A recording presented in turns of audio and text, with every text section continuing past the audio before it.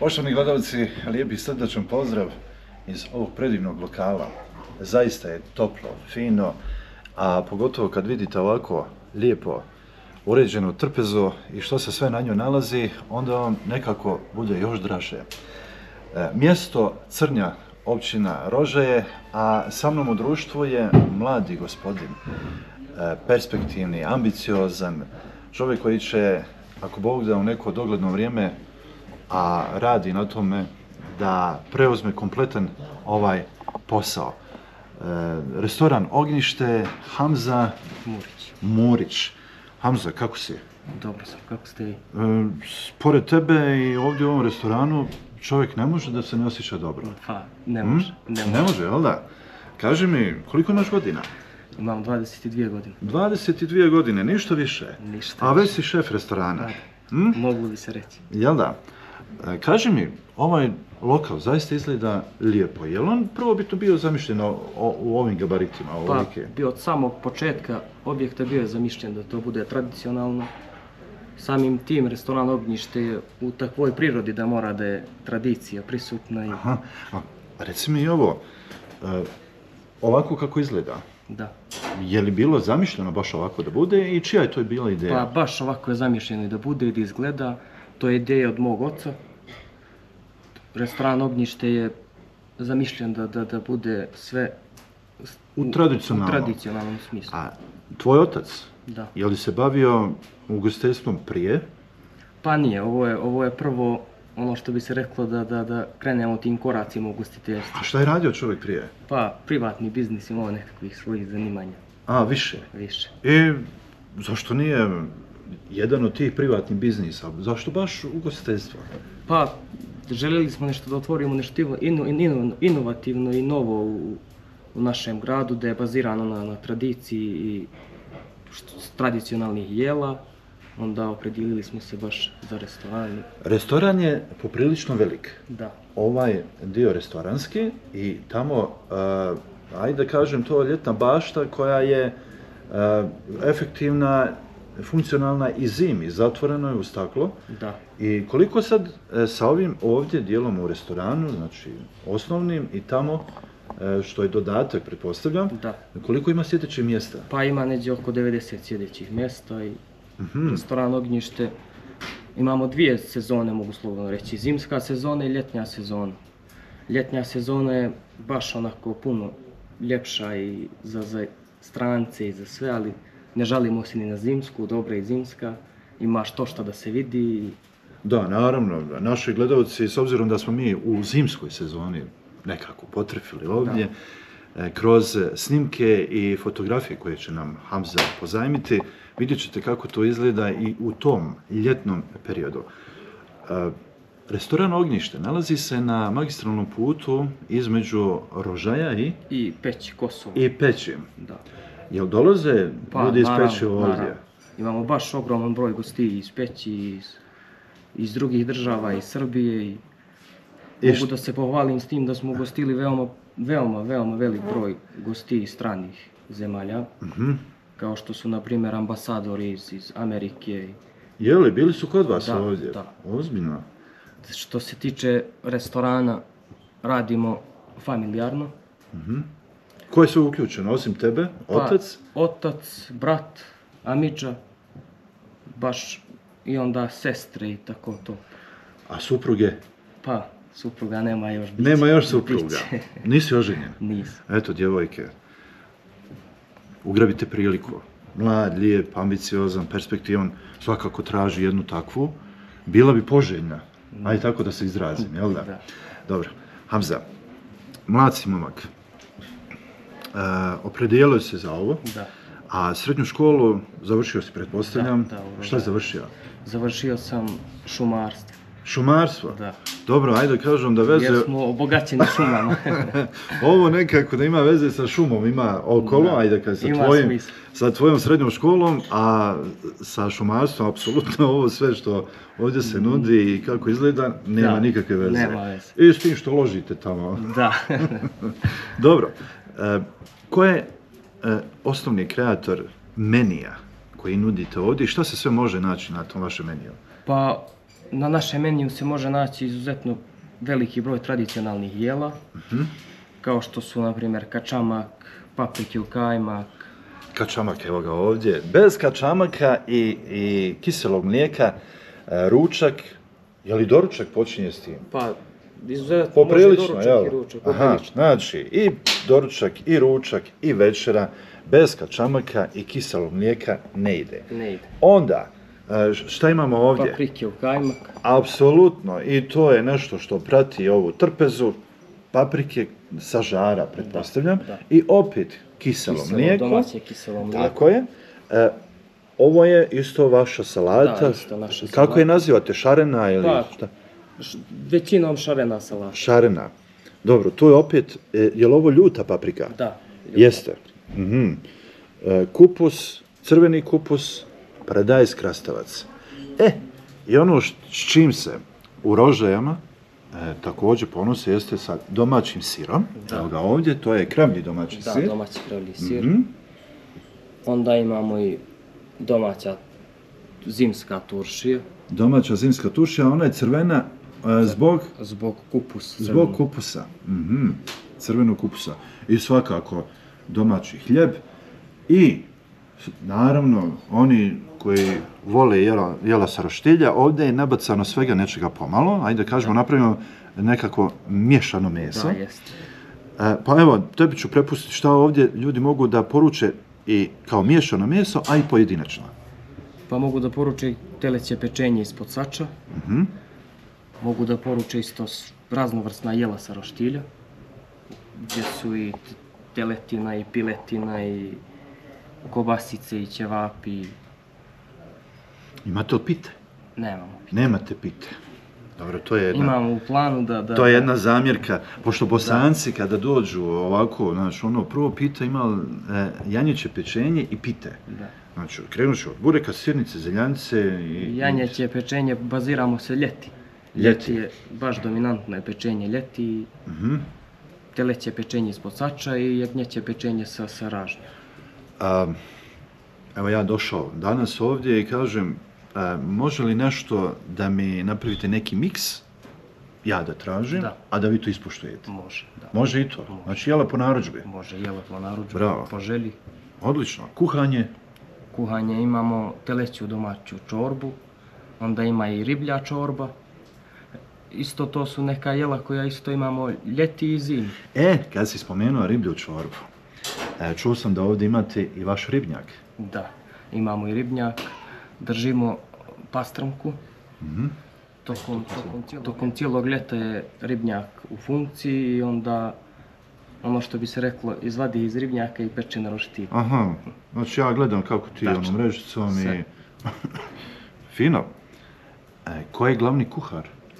Pa glavni kuvar smo ja i brat moj.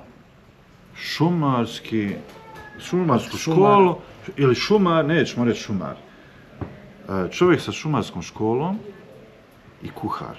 A gdje si naučio kuhat? Pa znate kako, imali smo obuke, ja i brat, imali smo obuke od vrsnih kuvara. Dobro. Imali smo 3 vrsna kuvara. Ovdje, kod vas? Ovdje. Znači, kompletna obuka se ovdje vršila? Jeste, sve. Super. Imali smo 3 vrsna kuvara od kojih smo učili, što bi se reklo, zanat.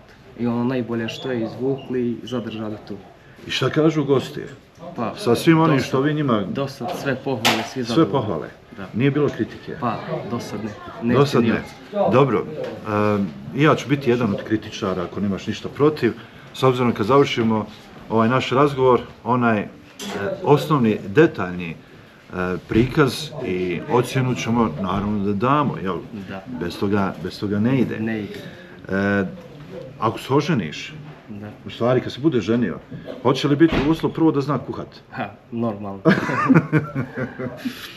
Dobro, s obzirom da će imati muža koji zna da kuha, Kuhara. tako je, kuhara, da ne može tu da ne nauči, mora da nauči. Da. Sad, pazi, ima jedna druga stvar, jedna kvaka. Da. Šta ako žena izrazi da je ovako spremiš nešto po njenoj želji, pa ujutru buđenje u krevetu, ono, doručak i to. Pa opet, to je neka vrsta romantike, gdje se nismo probali još. Dobro, pa ja ti samo nagovještavam šta bi moglo da bude. Da. Moj prijatelju, moram da priznam da ste vi ovaj vaš lokal lijepo uredili, ima tu dosta interesantnih i eksponata. Ko se pobrinuo za te detalje? Pa za te detalje većinom otac, sve. On ima smisla za tradiciju, onda bio je zadužen otac i od oca mi brat, ovaj Amiča. Aha, primjetno je da ste vi podijeljeni izgleda po segmentima. Da. Svako je bio zadužen za neki detalj. Za nešto, jel? Da. A ko je zadužen u ljetnom periodu da primi sve te silne goste koji dođu ovdje? U jednom momentu znali ste imati preko 1000 ljudi unutra. Pa da, zaduženi familiju, otac, većinom organizator svega i glavni pokretač svega. Malo vas je, ali ste dobro raspoređeni. Baš fino. Vidim tamo imate i dječje igraonice, imate životinje. Da, restoran Ognjište je obogaćen baš mini zovrtom.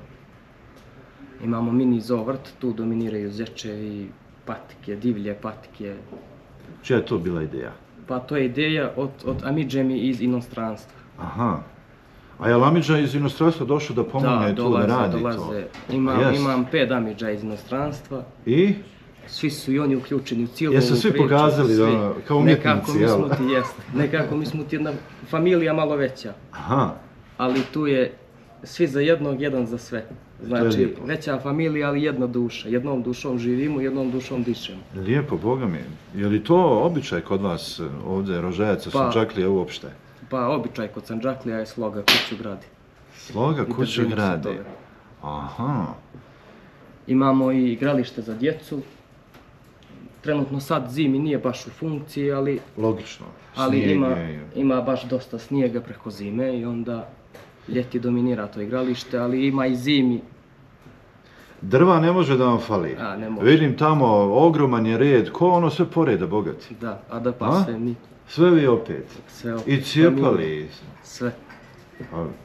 Em što ste onako homogeni, dobro raspoređeni i još ste i vrijedni u pravom smislu riječi. Ne birate ko će šta prije. Sandžak. Ljudi Sandžaklije, svi smo riječi. Ma ništa bez Sandžaka, nego Sandžaklija moje. Ja bi da pređemo na ono osnovno. Da, izvolite. Znaš, sad, ja znam da većina njih jedva čeka da ja probam nešto od ovoga. Da. Još ako džaba. Da. Još ako je džaba, jer ja volim ovako kad dođem, džaba da jedem, znaš. Izvolite, samo se poslužiti. Mada, ne volim da pokažem kad platim, rečeno ga hvali se, platio i tako dalje. Ovako sad se hvalim da jedem džaba.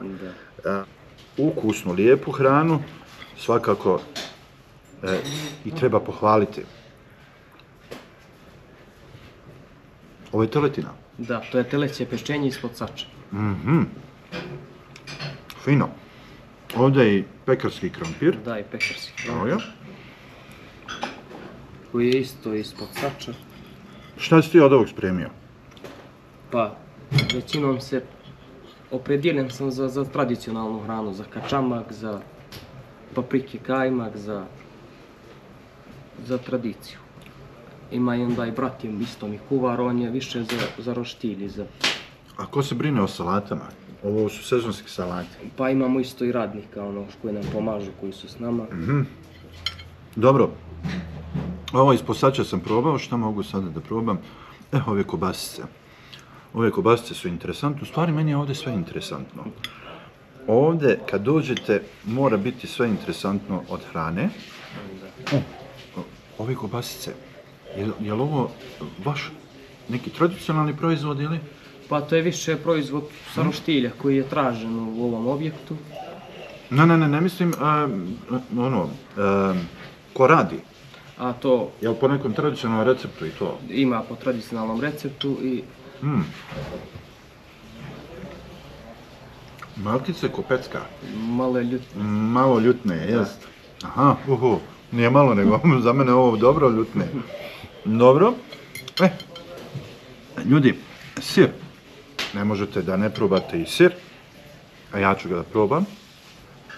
Sve ovdje što je na stolu, kaže ne pitaj, posluži se sam. Tačno. Još ako ti ne mora uspostaviti račun, onda To je domaći kravlji sir, Mhm. većinom krave koje su na planini. Vi ga radite. Da. Odlično. Dobro. Probao sam ono što sam mislio da probam.